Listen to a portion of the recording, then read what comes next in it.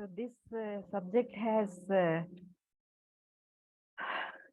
attracted me to share with you because 30% of what we do is under our control. The next 70%, we don't know how those opportunities come, those people appear, those opportunities come our way. We don't have any idea. We cannot plan them. And the most important thing is uh, the you have to resonate, vibrate in the universe vibration frequency so as to manifest things. So that was kind of in my own life, 70% of the things I didn't plan. Even if I plan, they will not happen the way that I have planned. So the how is never important to me because that how, the way I designed, it never happened. So if there is a possibility of immense ways for the thing I want to happen, then why to at all give effort to think about the how? And when you don't have to think about the how, it is a major part of your planning, right? If that is gone, then all you are left with is doing the right thing that you love. It has to be right. You have to love that, and you have to keep on doing it consistently. So that is the clue. So let us read it. And when you are blissful, at least you are joyful, happy, then you resonate with the frequency of the universe. That is the clue. And it is such a simple thing. You don't have to be educated, highly qualified, or anything of that sort to be joyful, right? So let us read about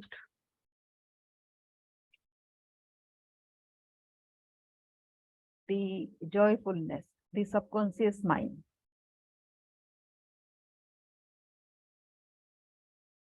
Your subconscious and the wonders of the sleep. While sleeping, we can activate our subconscious. You spend about 8 out of every 24 hours on 1/3 of your entire life in sleep. This is an inexorable law of life.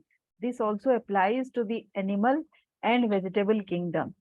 Sleep is a divine law, and many answers to our problems come to us when we are sound asleep upon the bed. Many people have advocated the theory that you get tired during the day, that you go to sleep to rest the body, and that a reparative process takes place while you sleep. Nothing rests in sleep. Your heart, lungs, and all your vital organs function while you are asleep. If you eat prior to sleep, the food is digested and assimilated. Also, your skin secretes perspiration and your nails and hair continues to grow.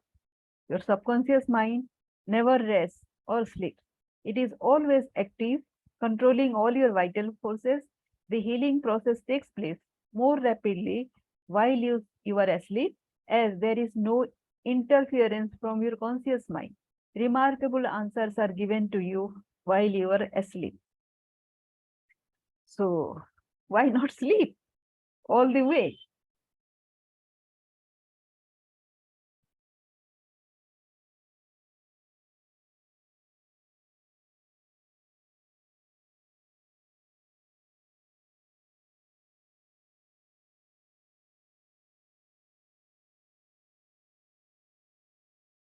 Ways to activate your subconscious mind. First of all, let us see why we sleep, right? Dr. John Bigelow, a famous research authority on sleep, demonstrated that at night while asleep, you receive impressions showing that the nerves of the eyes, ears, nose, and taste buds are active during sleep, and also that the nerves of your brain are quite active. He says that the main reason we sleep is because the nobler part of the soul is united by abstraction of our higher nature and becomes a participant in the wisdom and foreknowledge of the gods. Now, many people say sleep, sleep is wastage of time. So, what do you do useful when you are awake? If we are not uniting with our higher sense, our power for some time in a day, then we are not energetic. We cannot experience happiness, joy, bliss ever, no matter what we do, no matter how much achievement we get. So sleep is that usual time when we unite with God, and that is the most fruitful way to spend time. So now you don't have to bother or crave about sleeping, right? Sleep is the most important thing in a human being's life, and it is a divine law.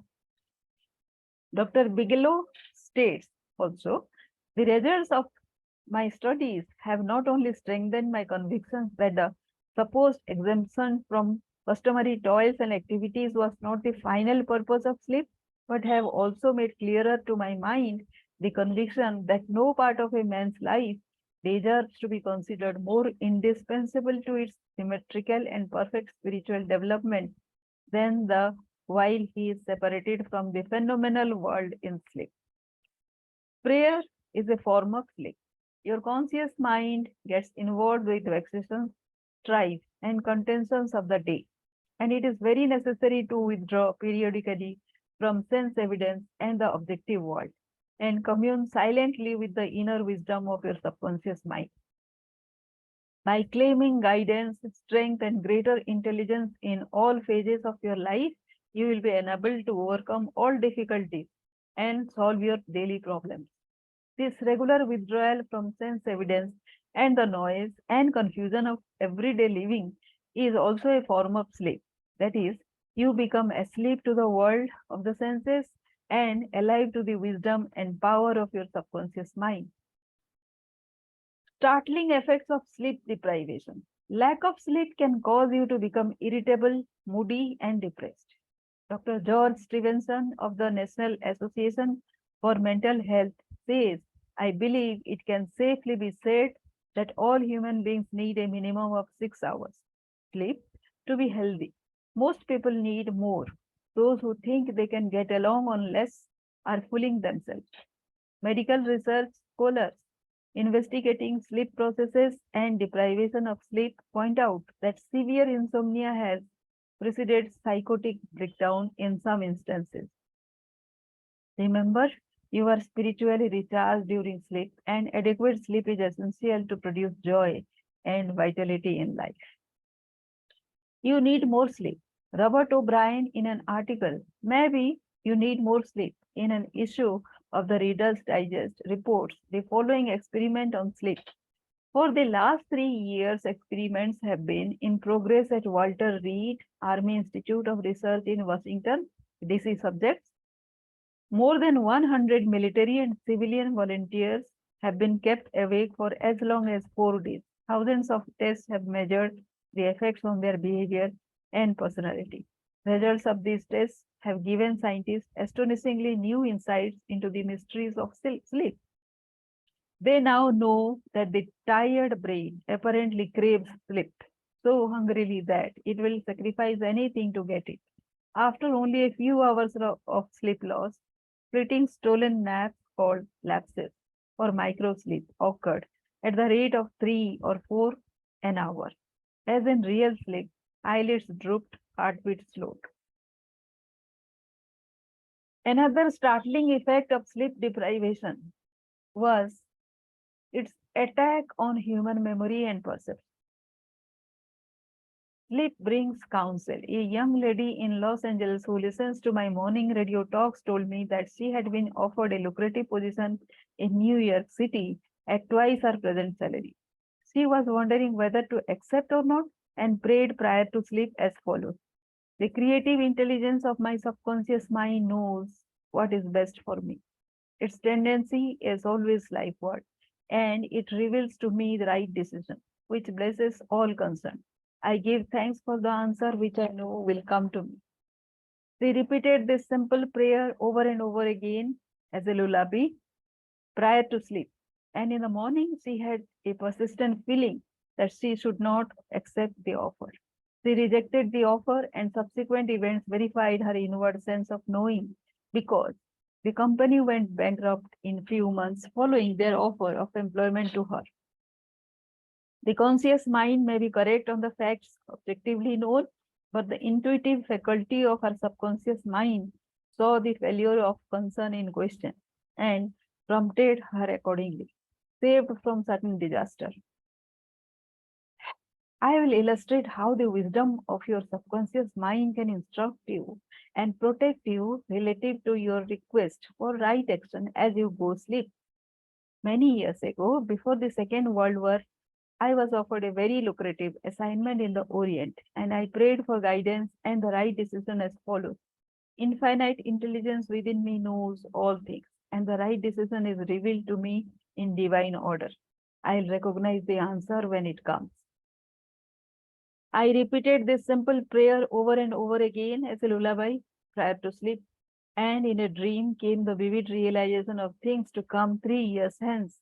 An old friend appeared in the dream and said, read these headlines, do not go. The headlines of the newspaper which appeared in the dream related to war and the attack on Pearl Harbor. Occasionally, the writer dreams literally. The aforementioned dream was undoubtedly a dramatization of the subconscious mind, which projected a person whom I trusted and respected. To some, a warning may come in the form of a mother who appears in a dream. She tells the person not to go here or there, and the reason for the warning. Your subconscious mind is all wise, it knows all things. Oftentimes, it will speak to you only in a voice that your conscious mind will immediately accept as true. Sometimes, your subconscious will warn you in a voice which sounds like that of your mother or some loved one, which may cause you to stop on the street, and you find if you had gone another foot, a falling object from a window might have struck you on the head. My subconscious mind is one with the universal subconscious, and it knew the Japanese were planning a war, and it also knew when the war would start. Dr. Ryan, director of the Department of Psychology at Duke University, has gathered together a vast amount of evidence showing that a great number of people all over the world see events even before they happen, and in many instances are therefore able to avoid the tragic event which was foreseen vividly in a dream. So start trusting your dream. If you before sleep, if you have asked something to your subconscious, then it will show in a dream. So don't overlook your dream. Your future is in your subconscious mind. Remember that the future, the result of your habitual thinking, is already in your mind except when you change it through prayer.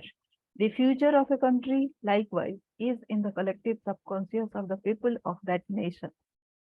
There is nothing strange in the dream I had, wherein I saw the headlines of the New York newspapers long before the war began. The war had already taken place in mind, and all the plans of attack were already engraved on that great recording instrument, the subconscious mind or collective unconscious of the universal mind. Tomorrow's events are in your subconscious mind. So are next week's and next month, and they may be seen by highly psychic or clairvoyant person. No disaster or tragedy can happen to you if you decide to pray. Nothing is predetermined or foreordained. Your mental attitude, that is, the way you think, feel, and believe, determines your destiny. You can, through scientific prayer, which is explained in a previous chapter, mold, fashion, and create your own future. Whatsoever a man soweth, that shall he also reap.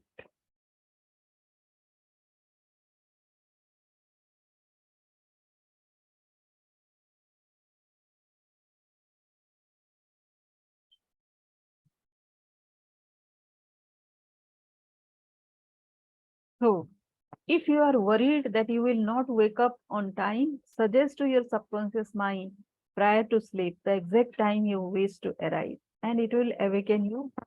It needs no clock. To the same thing with all problems. There is nothing too hard for your subconscious. Your subconscious never sleeps. It is always on the job. It controls all your vital functions. Forgive yourself and everyone else before you go to sleep, and healing will take place much more rapidly. Guidance is given you while you are asleep, sometimes in a dream. The healing currents are also released, and in the morning you feel refreshed and rejuvenated. When troubled by the vexation of strife of the day, still the wheels of your mind and think about the wisdom and intelligence lost in your subconscious mind, which is ready to respond to you. This will give you peace, strength, and confidence. Sleep is essential for peace of mind and health of body. Lack of sleep can cause irritation, depression, and mental disorders. You need 8 hours sleep. Medical research scholars point out that insomnia precedes psychotic breakdown. You are spiritually recharged during sleep. Adequate sleep is essential and joy and vitality in life. Your tired brain craves sleep so hungrily that it will sacrifice anything to get it. Many who have fallen asleep at the wheel of an automobile can testify to this.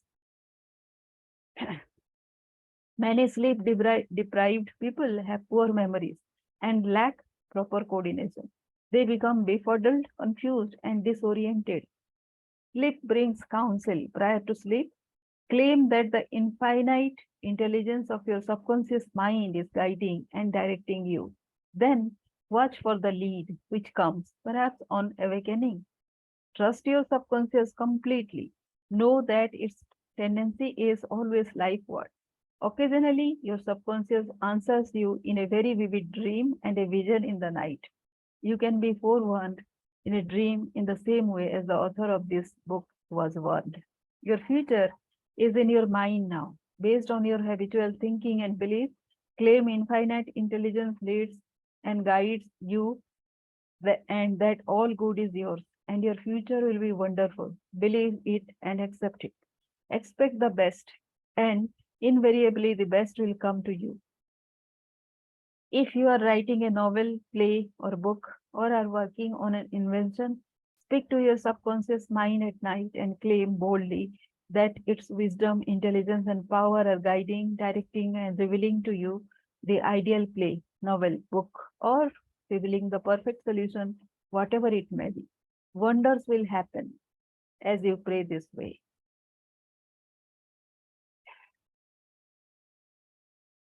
Your subconscious mind and marital problems. Let us see what else is there.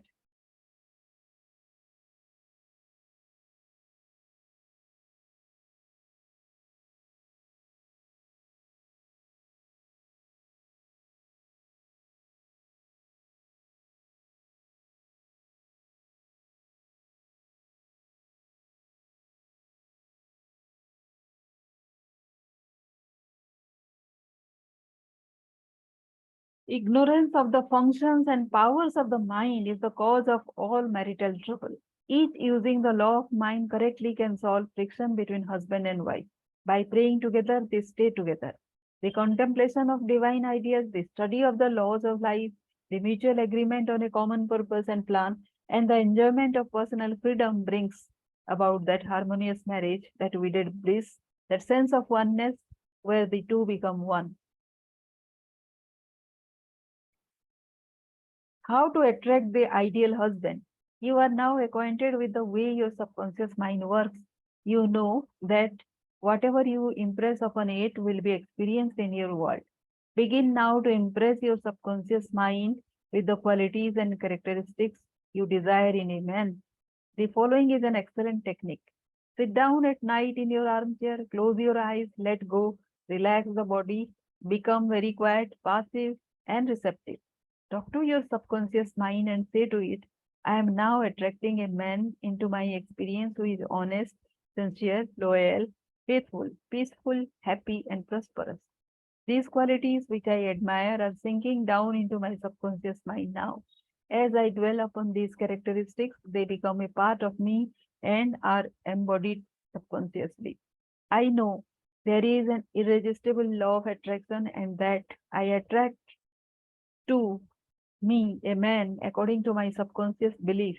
I attract that which I feel to be true in my subconscious mind. In addition to this, I also am very attracted to very poised voice, very resonating voice, and very loving voice, very polite voice, very gentle voice. That is also I am telling my subconscious to attract into my reality. And it is already, the man is already attracted, the and slowly the problems, the challenges of any negativity is going away. So that is the immense thing happening in my reality. I know there is an irresistible law of attraction and that I attract to me a man according to my subconscious belief. I attract that which I feel to be true in my subconscious mind. I know I can contribute to his peace and happiness. He loves my ideas and I love his ideas. So true. He does not want to make me over, neither do I want to make him over. There is mutual love, freedom, and respect. Practice this process of impregnating your subconscious mind, then you will have the joy of attracting to you a man possessing the qualities and characteristics you mentally dwelt upon. Your subconscious intelligence will open up a pathway whereby both of you will meet according to the irresistible and changeless flow of your own subconscious mind. Have a keen desire to give the best that is in you love, devotion, and cooperation.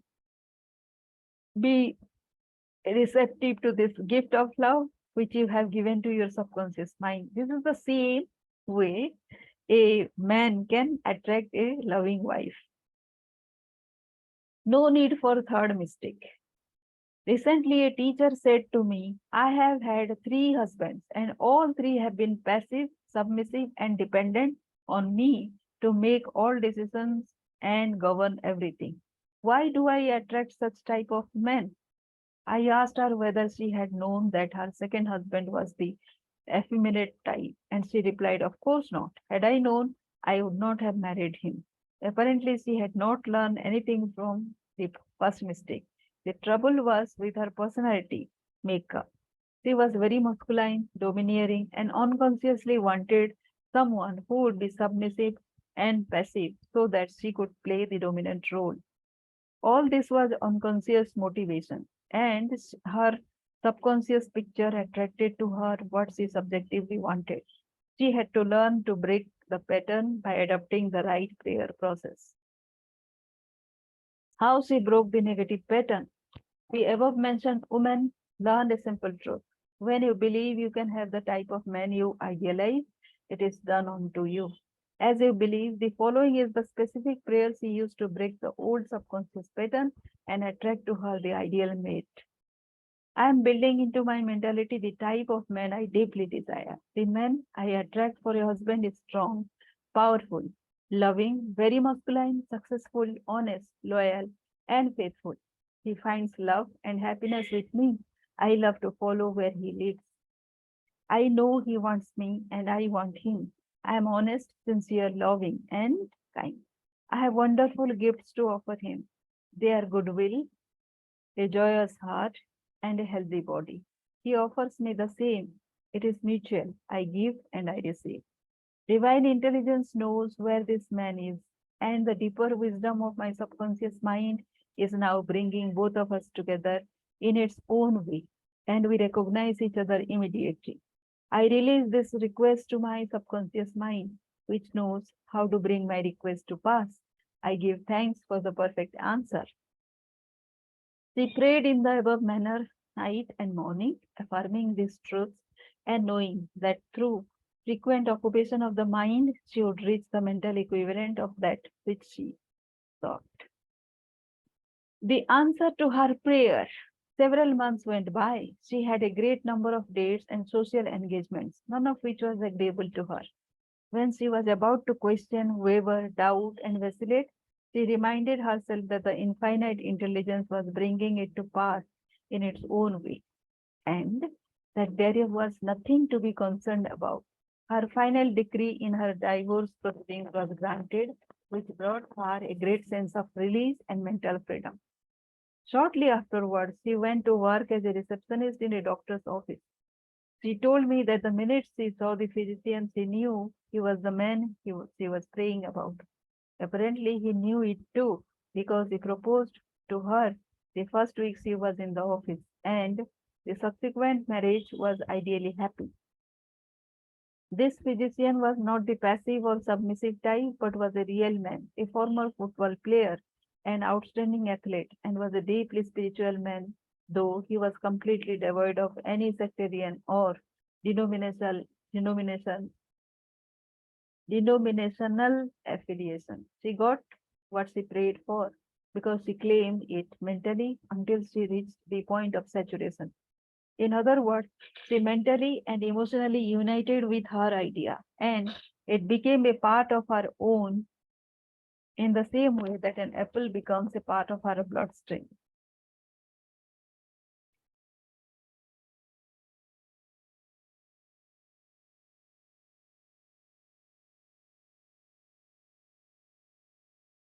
The nagging wife. Many times the reason the wife nags is because she gets no attention. Oftentimes it is craving for love and affection. Give your wife attention and show your appreciation, praise, and exalt all her many good points. There is also the nagging type of woman who wants to make the man conform to her particular pattern. This is about the quickest way in the world to get rid of a man. The wife and the husband must cease being scavengers, always looking at the petty faults or errors in each other. Let each attention and praise for the constructive and wonderful qualities in the other.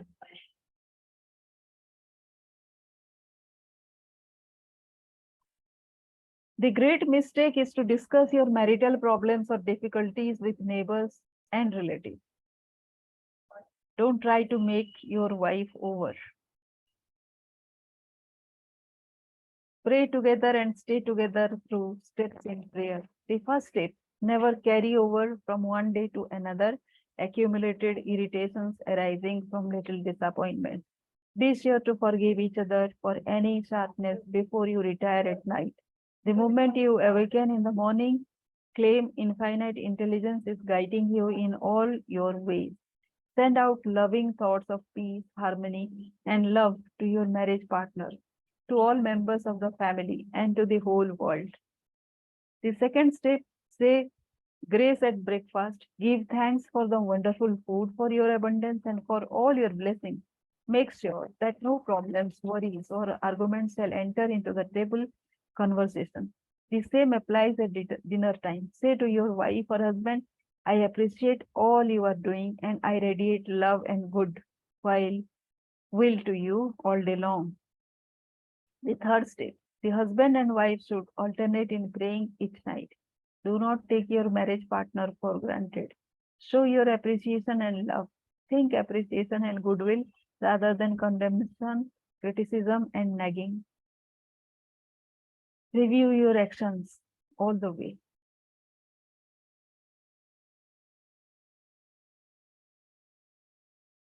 Your subconscious mind and your happiness. William James, father of American psychology, said that the greatest discovery of the 19th century was not in the realm of physical science.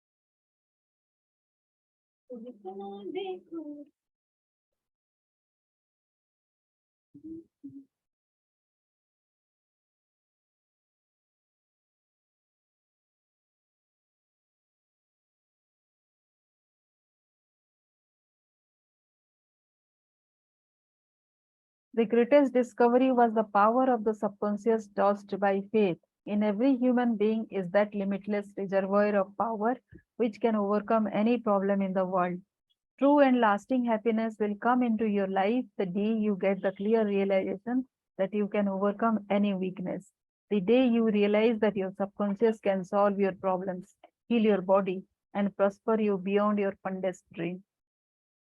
You might have felt very happy when your child was born, when you got married, when you graduated from college, or when you won a great victory or a prize. You might have been very happy when you became engaged to the loveliest girl or the most handsome man.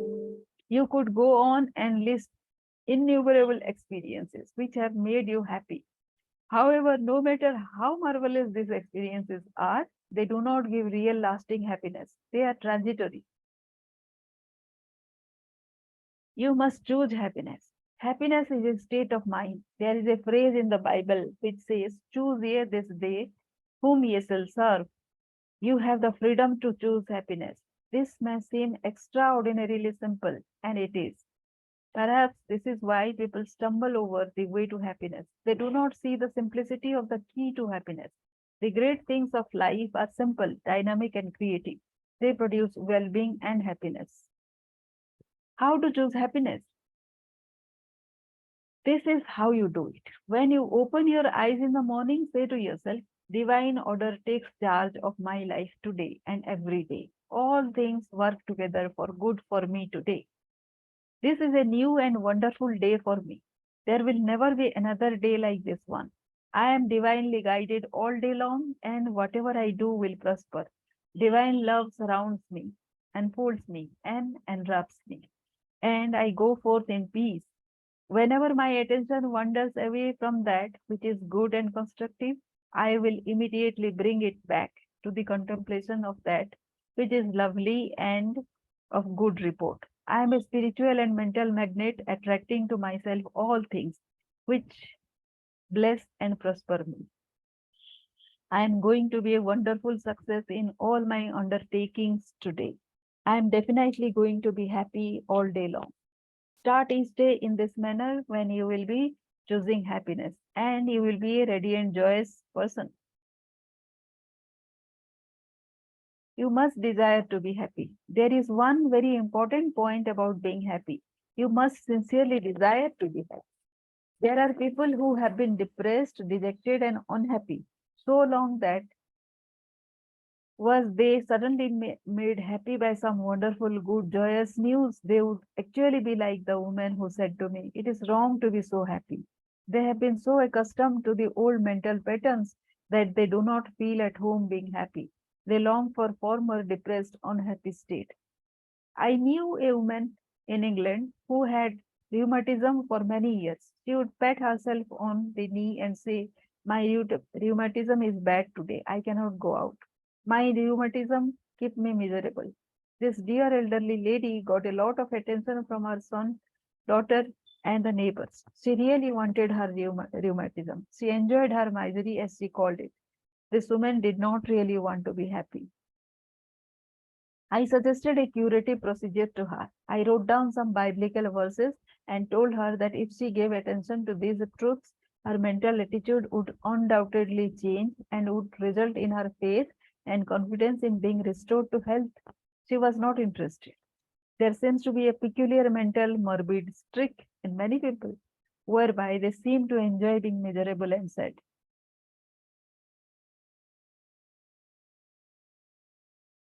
If I had $1 million, I would be happy. I have visited many men in mental institutions who were millionaires, but they insisted they were penniless and destitute. They were incarcerated because of psychotic, paranoid, and manic depressive tendencies. Wealth in and of itself will not make you happy. On the other hand, it is not a deterrent to happiness. Today, there are many people trying to buy happiness through the purchase of radios, televisions, sets, automobiles, a home in the country, and a private yacht, and a swimming pool. But happiness cannot be purchased or procured in that way. The kingdom of happiness is in your thought and feeling. Too many people have the idea that it takes something artificial to produce happiness. Some say if I were elected mayor, made president of the organization, promoted to general manager of the corporation, I would be happy. The truth is that happiness is a mental and spiritual state. None of these positions mentioned will necessarily bequeath happiness. Your strength, joy, and happiness consist in finding out the law of divine order and right action lodged in your subconscious mind, and by applying these principles in all phases in your life.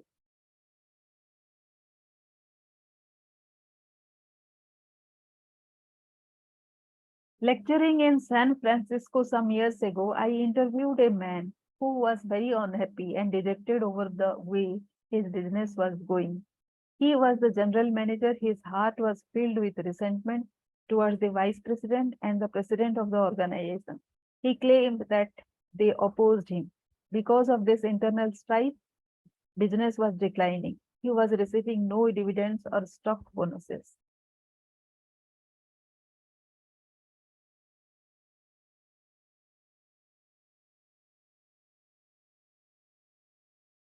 This is how he solved his business problem.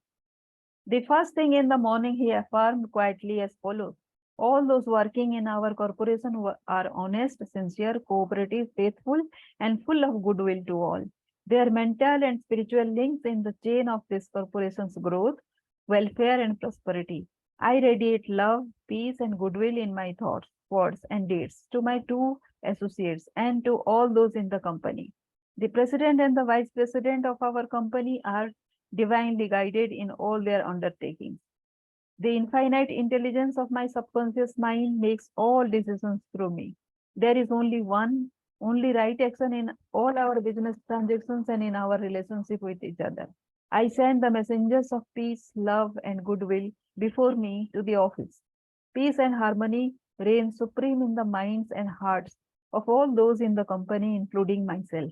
I now go forth into a new day, full of faith, confidence, and trust. This business executive repeated the above meditation slowly 3 times in the morning, feeling the truth of what he affirmed. When fearful or angry thoughts came into his mind during the day, he would say to himself, peace, harmony, and poise govern my mind at all times. As he continued disciplining his mind in this manner, all the harmful thoughts ceased to come and peace came into his mind. He reaped the harvest. Subsequently, he wrote me to the effect that at the end of about 2 weeks of reordering his mind, the president and the vice president called him into the office, praised his operations and his new constructive ideas, and remarked how fortunate they were in having him as general manager. He was very happy in discovering that man finds his happiness within himself. The block or stump is not really there. I read a newspaper article some years ago which told about a horse that had shied when he came to a stump on the road. Subsequently, every time the horse came to that same stump, he shied. The farmer dug the stump out, burned it, and leveled the old road. Yet, for 25 years, every time the horse passed the place where the former stump was, he sighed. The horse was sighing at the memory of his stump. There is no block to your happiness, save in your own thought life and mental imagery. Is fear or worry holding you back? Here is a thought in your mind. You can dig it up this very moment by supplanting it with faith in success, achievement, and victory over all problems. I knew a man who failed in business. He said to me, I made mistakes. I have learned a lot. I am going back into business and I will be a tremendous success. He faced up to that stump in his mind. He did not whine or complain, but he tore up the stump of failure, and through believing in his inner powers to back him up, he banished all fear thoughts and old depressions. Believe in yourself and you will succeed and be happy.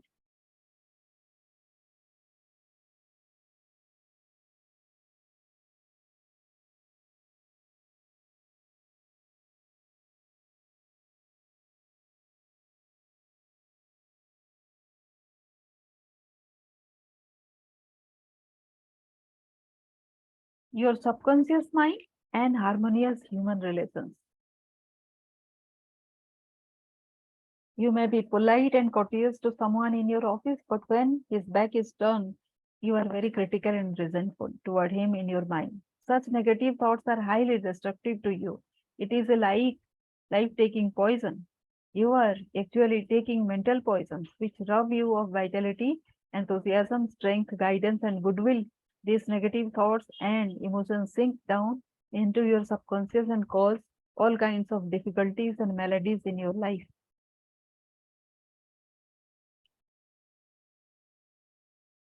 The daily headlines.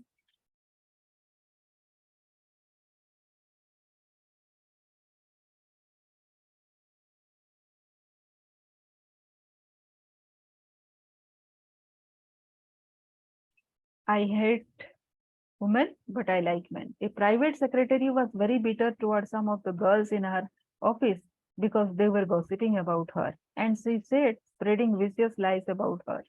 She admitted that she did not like women. She said, I hate women, but I like men. I discovered also that she spoke to the girls who were under her in that office in a very haughty, imperious, and irritable tone of voice. She pointed out that they took a delight in making things difficult for her.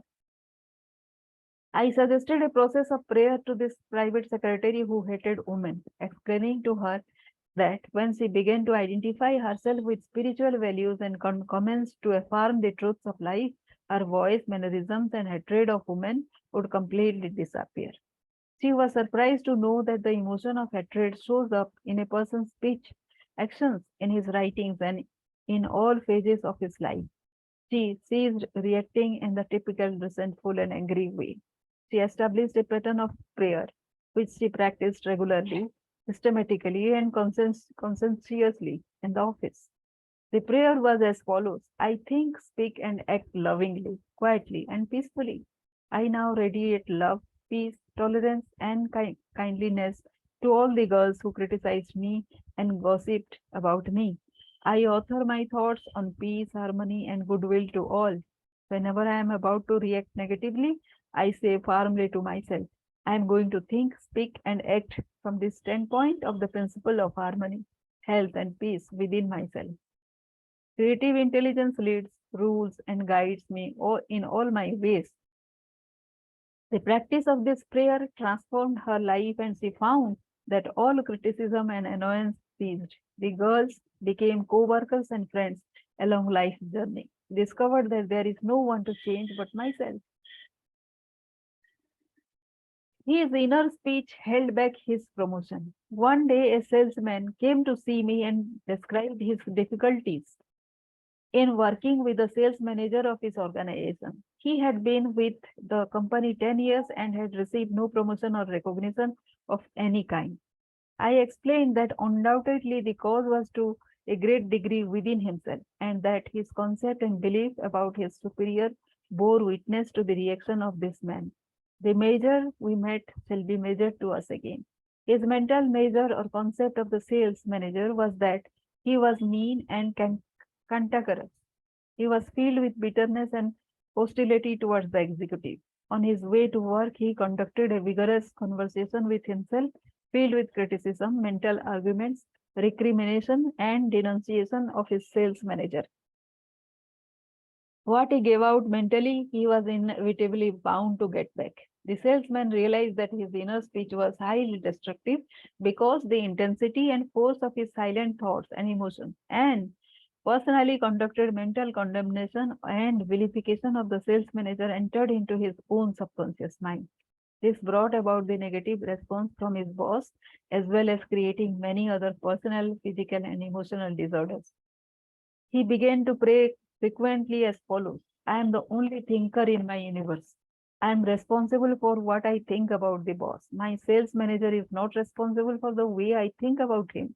I refuse to give power to any person, place, or thing to annoy me or disturb me. I wish health, success, peace of mind, and happiness for my boss. I sincerely wish him well, and I know he is divinely guided in all his ways.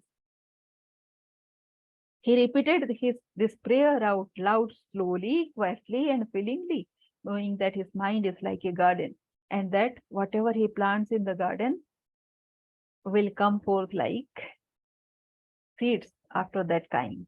Night after night, he conducted this mental movie, knowing that this subconscious mind was the receptive plate on which his subconscious imagery would be impressed. Gradually, by a process of what may be termed mental and spiritual osmosis, the impression was made on on his subconscious mind, and the expression automatically came forth.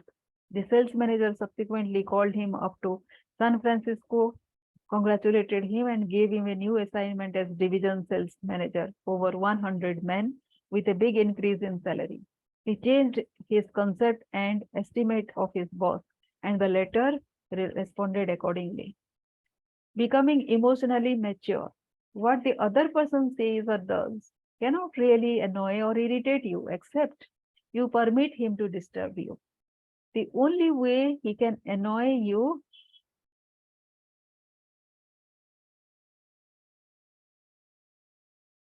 is through your own thought. For example, if you get angry, you have to go through four stages in your mind. You begin to think about what is said. You decide to get angry and generate an emotion of rage. Then you decide to act. Perhaps you talk back and react in kind.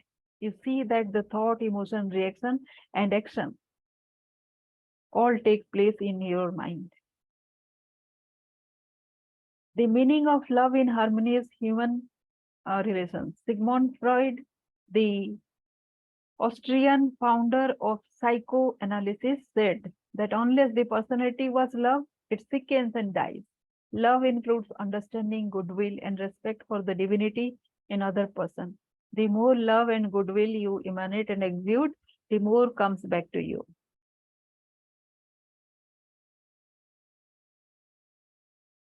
Handling difficult people. There are difficult people in the world who are twisted and distorted mentally. There are malconditioned. Many are mental delinquents, argumentative, uncooperative, cantankerous, cynical, and sour on life. They are sick psychologically. Many people have deformed and distorted minds, probably wrapped during childhood. Many have congenital deformities. You should have compassion and understanding. To understand all is to forgive all. Misery loves company. Usually, whoever is in misery, he criticizes, condemns. The practice of empathy in human emotions. A girl visited me recently stating that she hated another girl in her office. She gave as her reason that the other girl was prettier, happier, and wealthier than she. And in addition, she was engaged to the boss of the company where they worked. One day after the marriage had taken place, the crippled daughter, by a former marriage of the woman whom she hated, came into the office. The child put her arms around her mother and said, Mummy, Mummy, I love my new daddy. Look what he gave me. She showed her mother a wonderful new toy. She said to me, my heart went out to that little girl, and I knew how happy she must feel. I got a vision of how happy this woman was.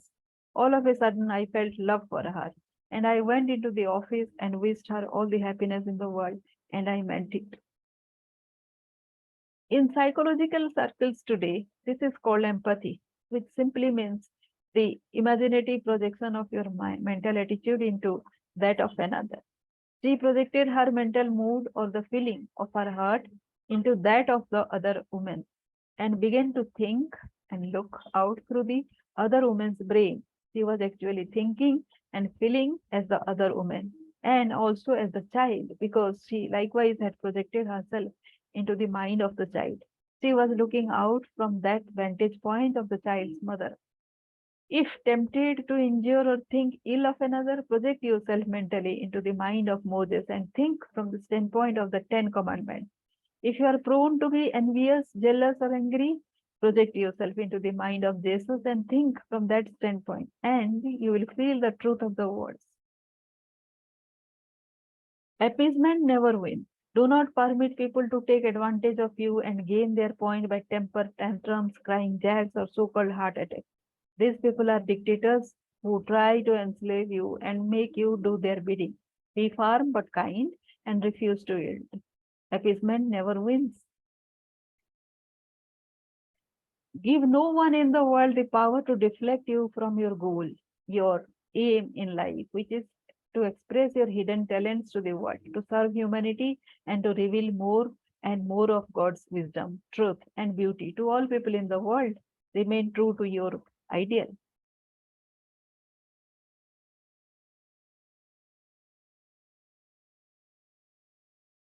How to use your subconscious mind for forgiveness. Life plays no favorites. God is life. And this life principle is flowing through you this moment. God loves to express himself as harmony, peace, beauty, joy, and abundance through you. This is called the will of God or the tendency of life.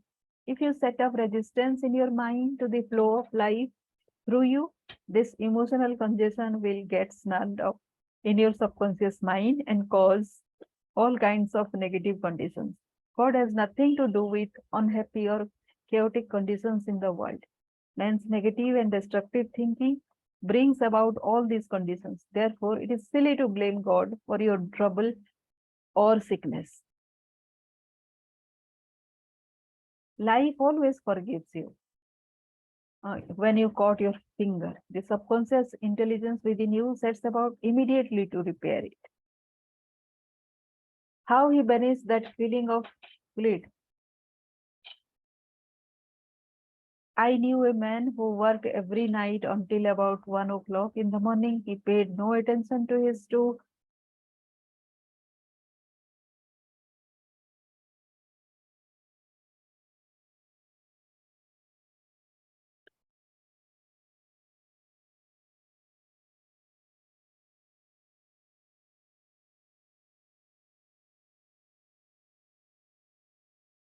To his two boys or his wife. He was always too busy working hard.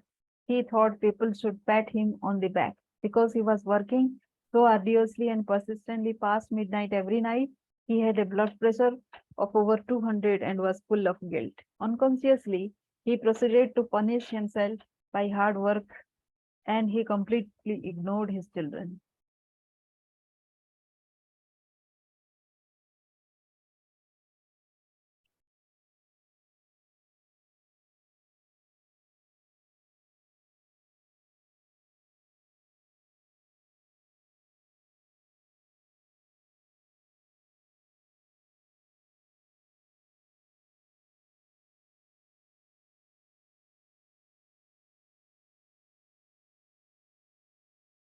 I explained to him why he was working so arduously.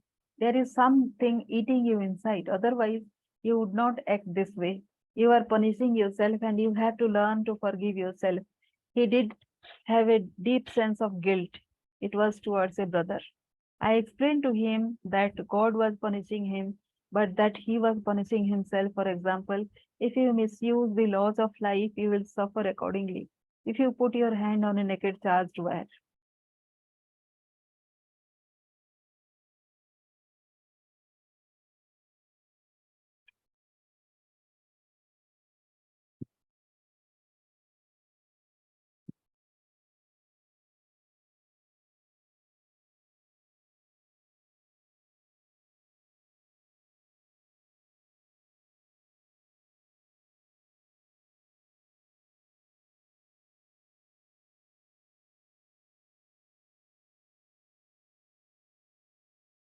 the forces of nature are not evil. It is your use of them that determines whether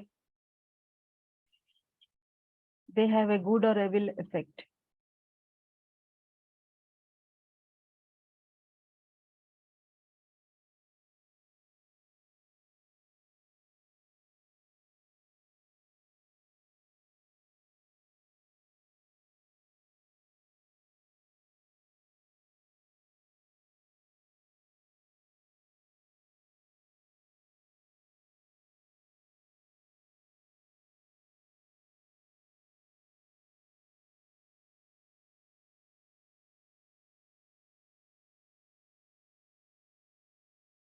If you misuse the principle of chemistry, you may blow up the office or the factory. If you strike your hand on a board, You may cause your hand to bleed. The board is not for that purpose. Its purpose may be to lean upon or to support your feet. This man realized that God does not condemn or punish anyone, and that all his suffering was due to the reaction of his subconscious mind to his own negative and destructive thinking. He had cheated his brother at one time, and the brother had now passed on. Still, he was full of remorse and guilt. I asked him, would you cheat your brother now? He said no. Did you feel you were justified at that time? He replied. His reply was yes. But you would not do it now. He added, no, I am helping others to know how to live. I added the following comment. You have a greater person and understanding now. Forgiveness is to forgive yourself. Forgiveness is getting your thoughts in line with the divine law of harmony. Self-condemnation is called hell, bondage and restriction. Forgiveness is called heaven, harmony and peace.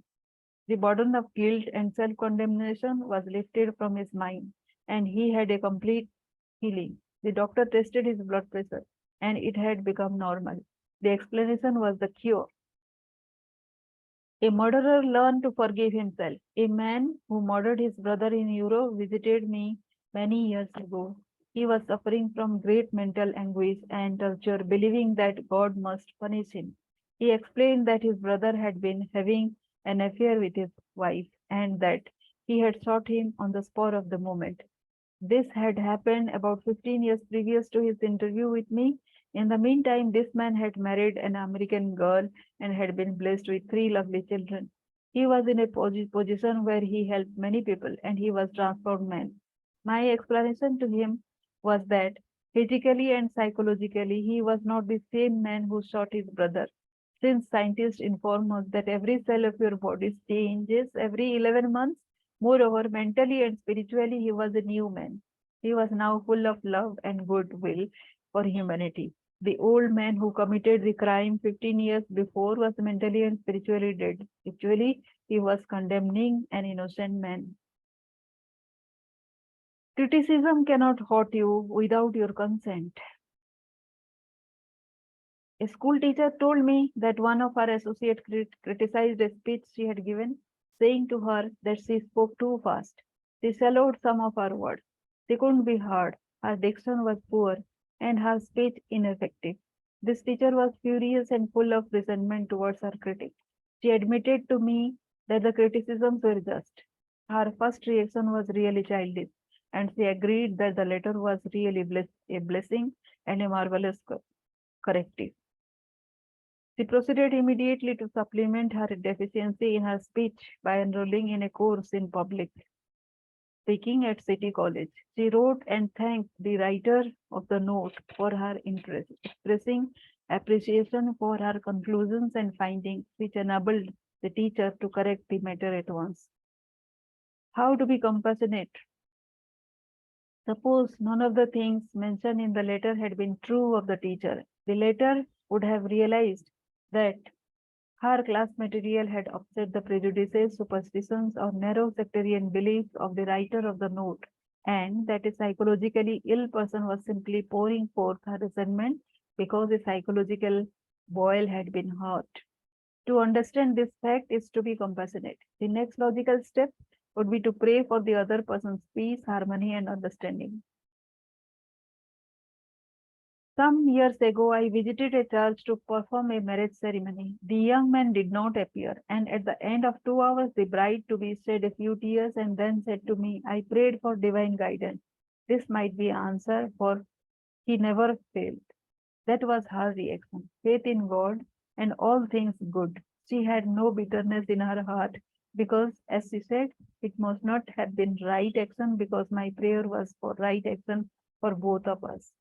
Someone else having a similar experience would have gone into a tantrum, have had an emotional beat, required sedation, and perhaps needed hospitalization.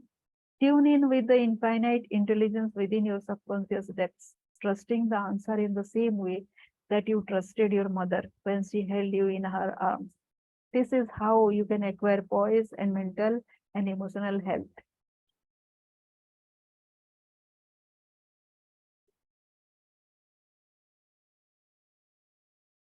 Techniques of forgiveness. The quiet your mind, relax and let go. Think of God and His love for you, and then reaffirm. I fully and freely forgive. Mention the name of the offender. I release him mentally and spiritually. I completely forgive anything connected with the matter in question. I am free. And she is free. The acid test for forgiveness. There is also an acid test for forgiveness. If I should tell you something wonderful about someone who has wronged you, cheated you, or defrauded you, and you sizzle at hearing the good news about this person, the roots of hatred would still be in your subconscious mind, playing havoc with you. Let us suppose you had a painful abscess on your jaw a year ago, and you told me about it. I could casually ask you if you had any pain now. You would automatically say, of course not. I have a memory of it, but no pain. That is the whole story. You may have a memory of the incident, but no sting or hurt anymore. This is the acid test. And you must meet it psychologically and spiritually, otherwise, you are simply deceiving yourself and not practicing the true art of forgiveness.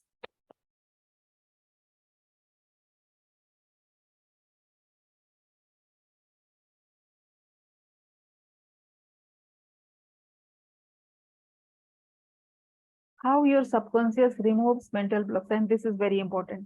The solution lies within the problem. The answer is in every question.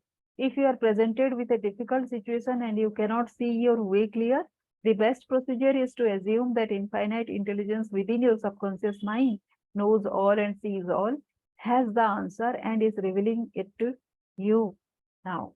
How to You are a creature of habit. Habit is the function of your subconscious mind. You learn to swim, ride a bicycle, dance, and drive a car by consciously doing these things over and over again until they establish tracks in your subconscious mind. Then the automatic habit action of your subconscious mind took over. This is sometimes called the second nature, which is a reaction of your subconscious mind to your thinking and acting. The power of mental picture.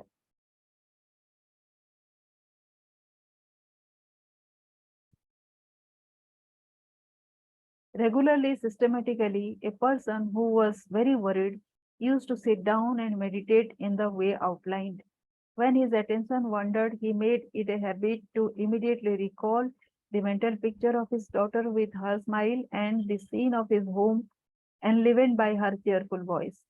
All this brought about a reconditioning of his mind. It was a gradual process. He kept it up. He persevered, knowing that sooner or later he would establish a new habit pattern in his subconscious mind. I told him that he could listen, liken his conscious mind to a camera, that his subconscious mind was the sensitive plate on which he registered and impressed the picture. This made a profound impression on him, and his whole aim was to firmly impress the picture on his mind and develop it there. Realizing that his subconscious mind was simply a camera, he used no effort. There was no mental struggle. He quietly adjusted his thoughts and focused his attention on the scene before him until he gradually became identified with the picture. He became absorbed in the mental atmosphere, repeating the mental movie frequently. There was no room for doubt that a healing would follow. When there was any temptation to drink, he would switch his imagination from any reveries of drinking, bouts to the feeling of being at home with his family. He was successful because he confidently expected to experience the picture he was developing in his mind. Today, he is president of a multi-million dollar concern and is radiantly happy.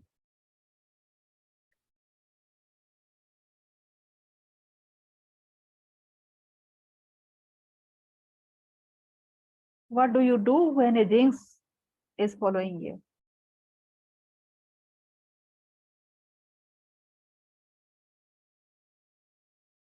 In discussing the matter with Mr. Block, who had a annual income of $20,000 but remained jammed for the last 3 years, I found that for last 3 months, he had become very irritated, annoyed, and resentful towards a dentist who, after he had promised to sign a contract, had withdrawn. at the last moment. He began to live in the unconscious fear that other clients would do the same, thereby setting up a history of frustration, hostility, and obstacles. He gradually built up his mind in a belief of obstruction and last minute cancellations until a vicious cycle has been established. What I fear most has come upon me. Mr. Block realized that the trouble was in his mind and that it was essential to change his mental attitude. His run of so-called misfortune was broken in the following way.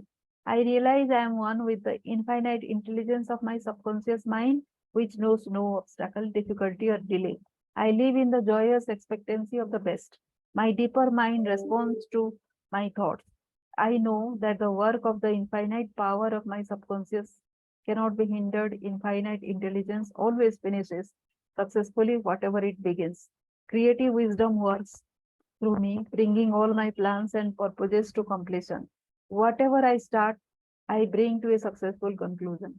My aim in life is to give wonderful service, and all those whom I contact are blessed by what I have to offer. All my work comes to fruition in divine order. He repeated this prayer every morning before going to call on his customers, and he also prayed each night prior to sleep. In a short time, he had established a new habit pattern in his subconscious mind, and he was back in his old accustomed stride as a successful salesman.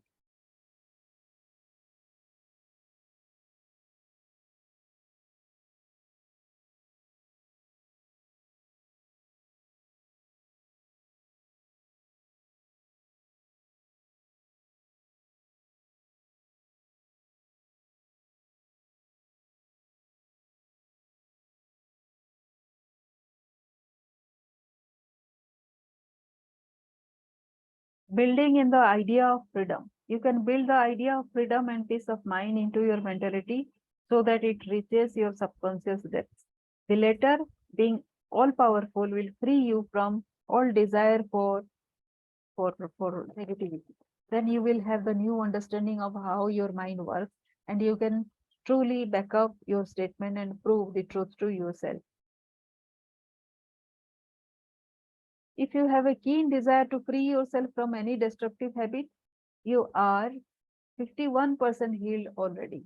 When you have a greater desire to give up the bad habit than to continue it, you will not experience too much difficulty in gaining complete freedom. Whatever thought you anchor the mind open, the latter magnifies. If you engage the mind on the concept of freedom and peace of mind, and if you keep it focused on this new direction of attention and generate feelings and emotions which gradually emotionalize and concept the concept of freedom and peace, whatever idea you emotionalize is accepted by your subconscious and brought to pass. The law of substitution. Realize that something good can come out of your suffering. You have not suffered in vain. However, it is foolish to continue to suffer. 3 magnetic steps. The first step, get still, quiet the wheels of mind, enter into a sleepy, drowsy state. In this relaxed, peaceful, receptive state, you are preparing for the second step. The second step, take a brief phrase which can readily be graven on the memory and repeat it over and over as lullaby. Use the phrase, sobriety and peace of mind are mine now, and I give thanks.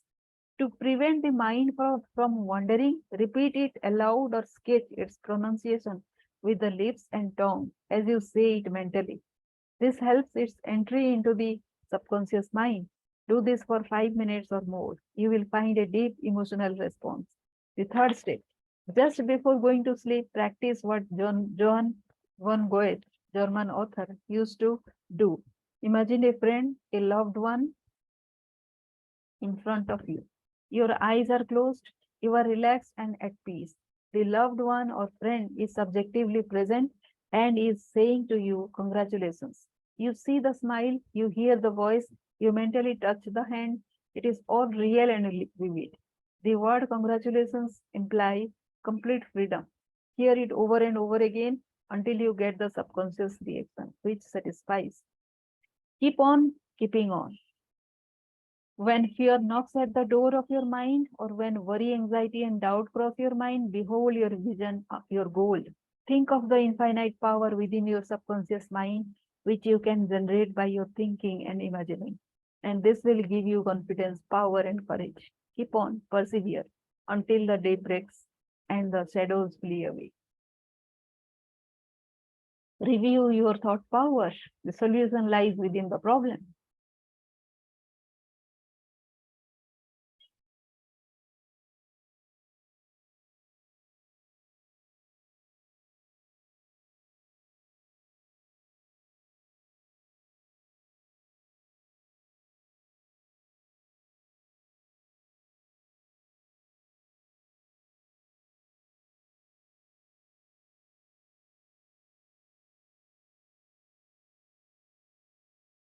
How to stay young in spirit forever. Your subconscious mind never grows old. It is timeless, ageless, and endless. It is a part of the universal mind of God which was never born and it will never die. Fatigue or old age cannot be predicated on any spiritual quality or power. Patience, kindness, veracity, humility, goodwill, peace, harmony, and brotherly love are attributes and qualities which never grow old.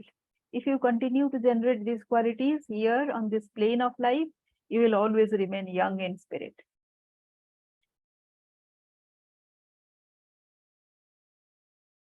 During the many years of my public life, I have had occasion to study the biographies of the famous men and women also who continued their productive activities into the years well beyond the normal span of life. Some of them achieved their greatness in old age. At the same time, it has been my privilege to meet and know countless individuals of no prominence who, in their lesser sphere, belong to those hardy mortals who have proved that old age is of itself does not destroy the creative powers of the mind and body. Age is the dawn of wisdom. Unfortunately, many people have the same attitude as this unhappy man. They are afraid of what they term old age, the end, the extinction, which really means that they are afraid of life. Yet, life is endless. Age is not the flight of years, but the dawn of wisdom. Wisdom is an awareness of the tremendous spiritual powers in your subconscious mind and the knowledge of how to apply these powers to lead a full and happy life. Welcome the change. Old age is not a tragic occurrence. What we call the aging process is really change. It is welcomed joyfully and gladly as each phase of human life is a step forward on the path. Evidence for survival. You may go into any large metropolitan library and set volumes on the proceedings of Psychical Research Society based on findings of distinguished scientists on survival following so-called death. You'll find a startling report on scientific experiments re-establishing the reality of life after death.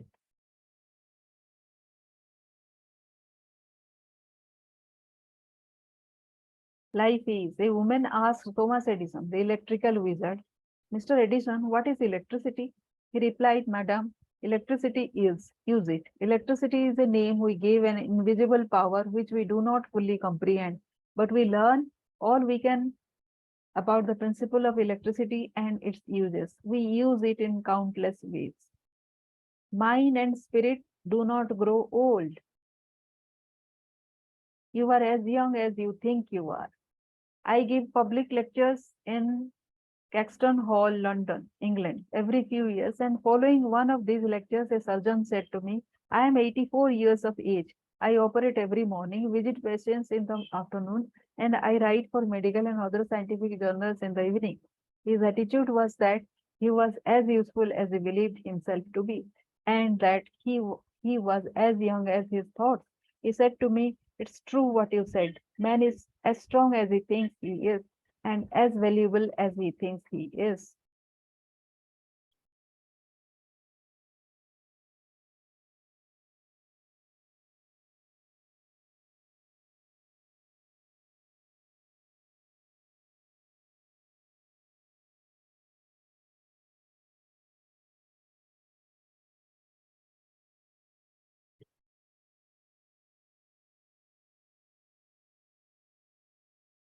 The secret of youth.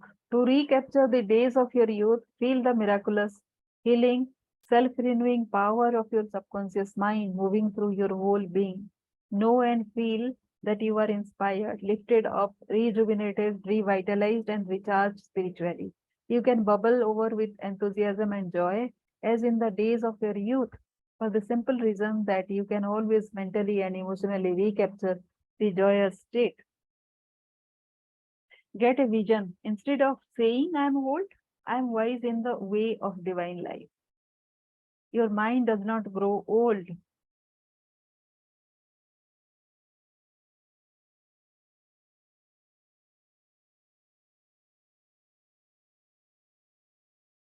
Profitable pointers. Patience, kindness, love, goodwill, joy, happiness, wisdom, and understanding are qualities which never grow old. Cultivate them and express them, and remain young in mind and body. Some research physicians say that the neurotic fear of the effects of time may well be the cause of premature aging. Age is not the flight of years; it is the dawn of wisdom in the mind of man. The most productive years of your life can be from 65 to 95. Welcome the advancing years. It means you are moving higher on the path of life, which has no end. God is life, and that is your life now. Life is self renewing, eternal, and indestructible, and is the reality of all men. You live forever because your life is God's life. Evidence of survival after death is overwhelming. You cannot see your mind, but you know you have a mind. You cannot see spirit, but you know the spirit of the game, the spirit of the artist, the spirit of the musician, and the spirit of the speaker is real. Likewise, the spirit of goodness, truth, and beauty moving in your mind and heart are real. You cannot see life, but you know you are alive. We do not count a man's years until he has nothing else to count. Your faith and convictions are not subject to decay. Your gray hair is an asset. Fear of old age can bring about physical and mental deterioration. Look ahead, for at all times you are gazing into infinite life. So, with this, we know we have read about the subconscious mind and we now understand how to utilize it. Be good inside you and think of that positive thing. No negativity, which will uh, hold you back. So always be progressive, and that is the subconscious mind. Thank you for watching.